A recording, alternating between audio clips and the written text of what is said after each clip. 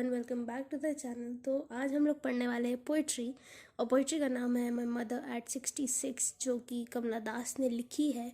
और हम लोग ने अपनी प्रीवियस वीडियोस में क्या कहते हैं, क्या किया था द लास्ट लेसन किया था, जो प्रोस था, पहला चैप्टर था। और हम लोग आज पोइट्री करेंगे, जैसे कि मैंने अभी बताया, और उसका नाम है माई मदर एट 66, जो कि कमला दास ने लिखी है। और अगर कमला दास की बात की जाए, is very famous eight capturing the complications of the human relationships. Like देखो, मैंने यहाँ लिखा भी है कि the writer is famous for capturing the complications of relationships between humans. तो अगर बात की जाए इस पोएम की, जो कि है माई मदर एट 66, तो इस पोएम में जो ऑथर है कमला दास, वो दिखाती है फियर। कैसा फियर? अपनी मम्मी को लूज करने का fear. This poem defines the fear of the author of losing her mother. इसका सबसे बड़ा थीम क्या है? इसका सबसे बड़ा समरी क्या पॉइंट निकलता है? सबसे बड़ा पॉइंट यही निकलता है कि ये पोएम डिफाइन करती है उस फियर को जो कि कहीं ना कहीं हर एक इंसान फील करता है जब उनके पेरेंट्स की एजिंग हो जाती है, जब उनके पेरेंट्स ओल्ड होने लग जाते हैं। तो कमला दास ने भी अपना वो फियर, अपना वो डर अपनी मम्मी को खोने का इस पोएम के थ्रू बताया है। तो स्टैंजाज तो आप लोग पढ़ लेंगे अपनी एनसीईआरटी से, मुझे पता है, पर मैंने यहाँ पे स्टैंजा वाइज कह लो या पूरी एक प्रॉपर समरी लिखी है, जिसमें हर एक स्टैंजा का क्या मीनिंग है वो निकल रहा है। मैंने पर्टिकुलर हेडिंग डाल के स्टैंजा 1 स्टैंजा 2 नहीं लिखा है, पर ये जो पूरी समरी है ये स्टैंजा वाइज ही है।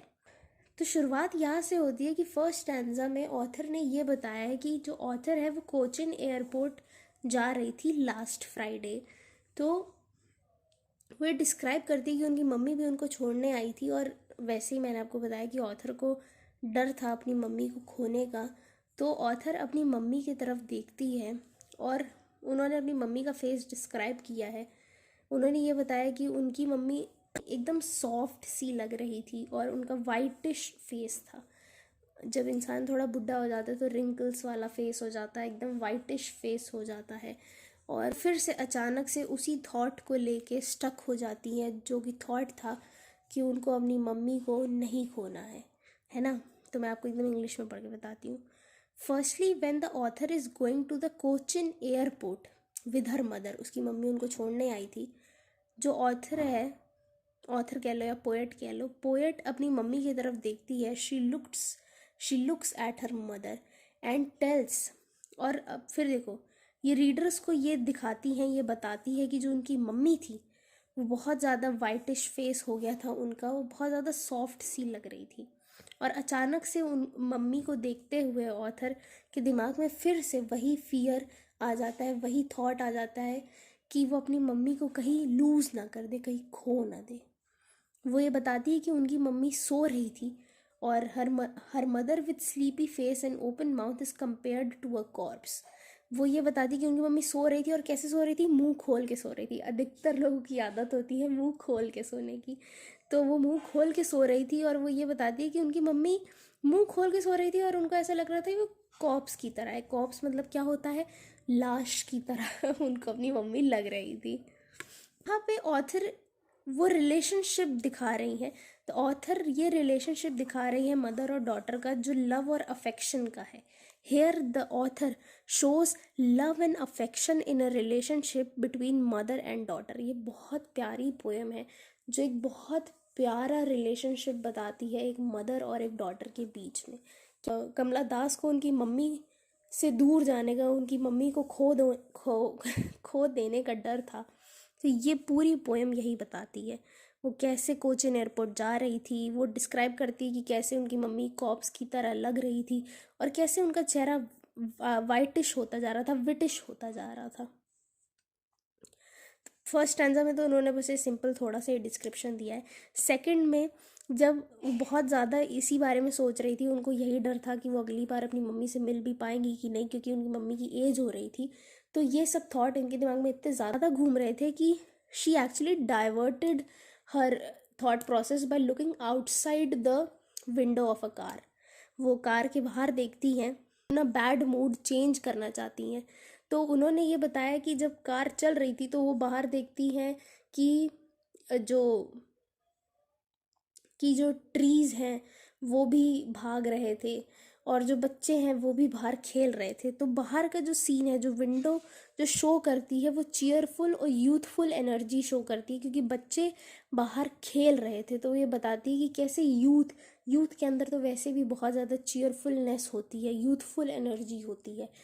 तो वो ये दिखाना चाहती है कि अंदर कार के कैसे वो ये महसूस कर रहे हैं कि उनकी मम्मी की एजिंग हो रही है और कैसे बुढ़ापा करीब आता जा रहा है, कैसे उनकी जो डेथ है वो उनके पास आ रही है, और कैसे बाहर बाहर देखा जाए तो कैसे अभी बच्चे बाहर खेल रहे हैं और चीयरफुल एनर्जी में और अपनी यूथफुल एनर्जी में अपनी लाइफ को एंजॉय कर रहे हैं। उन बच्चों को देखने के बाद ऑथर हम लोग को ये बताती है कि उन्हें भी अपना चाइल्डहुड याद आ जाता है। वो अपने चाइल्डहुड को रिमेंबर करती है और वो ये सोचती हैं साथ में कि कैसे पोएट के चाइल्डहुड में उनकी मम्मी भी बहुत यंग लगा करती थी, बहुत ज़्यादा प्यारी एक ब्यूटीफुल लेडी लगा करती थी। पर अब जैसे कि वो बुढ़ी हो रही हैं, जैसे वो ओल्ड हो रही हैं, जो ऑथर है उनको अपनी मम्मी को खोने का डर सताता जा रहा है। और यही सब डर में डूबे डूबे वो एयरपोर्ट पहुंच जाती हैं और अपनी फ़्लाइट लेने के लिए जाती हैं।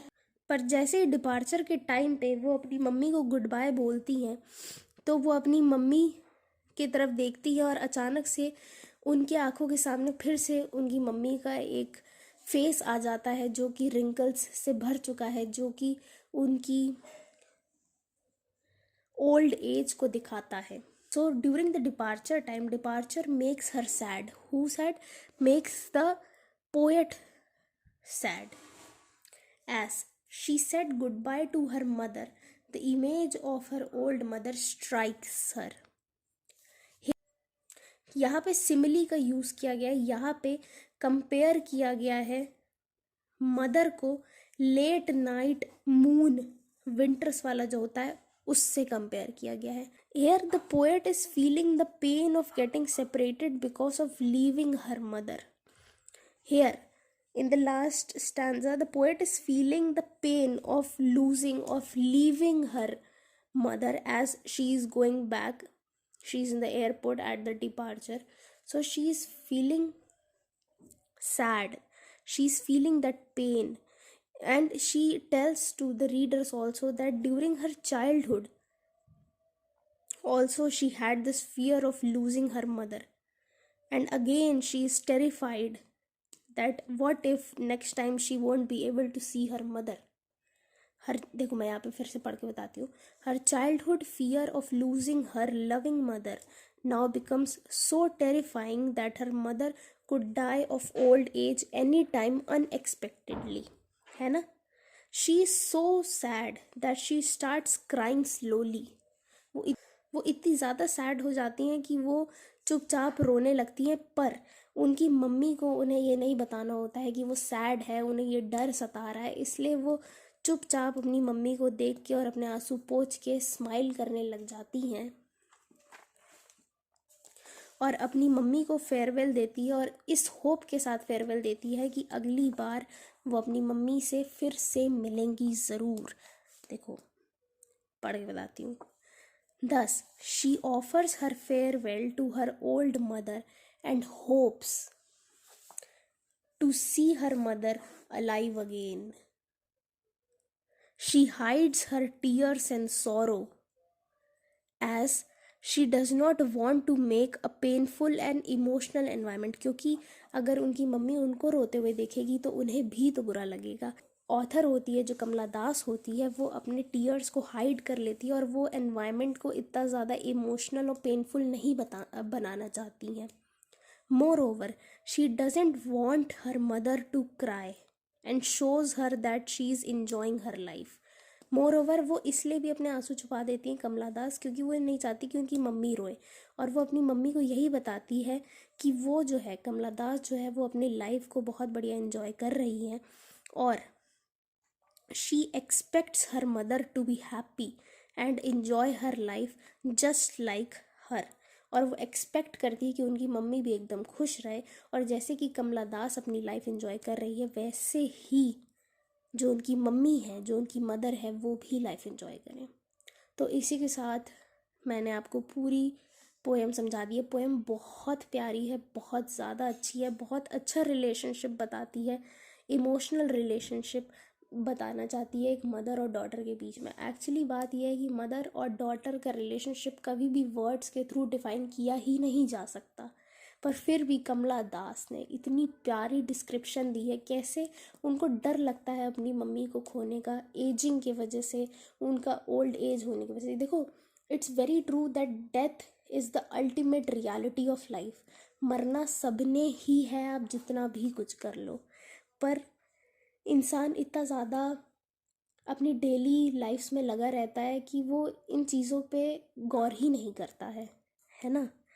तो यही बात है कि टाइम रहते हुए अपने पेरेंट्स के साथ अगर आप टाइम स्पेंड कर दोगे तो शायद आपको उनके जाने के बाद रिग्रेट ना हो कि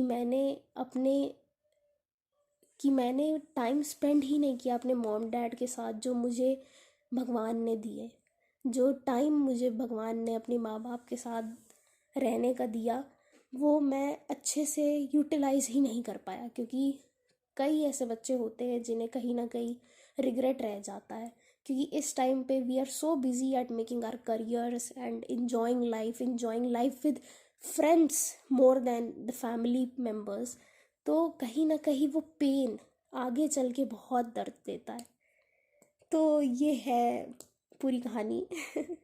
तो ये आपकी तो पोएम हो गई, और मैंने अपने तरफ से थोड़ा बहुत ऐड कर दिया इसमें। लिखना नहीं है, बस ऐसे ही मैं आपको मॉरल बता रही थी। तो इसी के साथ वीडियो होती है ख़त्म। आई होप आपको वीडियो पसंद आई। अगर पसंद आई हो तो please do subscribe the channel and comment down. और आप मेरे प्रीवियस वीडियोस भी देख सकते हो, the link will be in the description below. And till then, stay happy everyone, bye bye.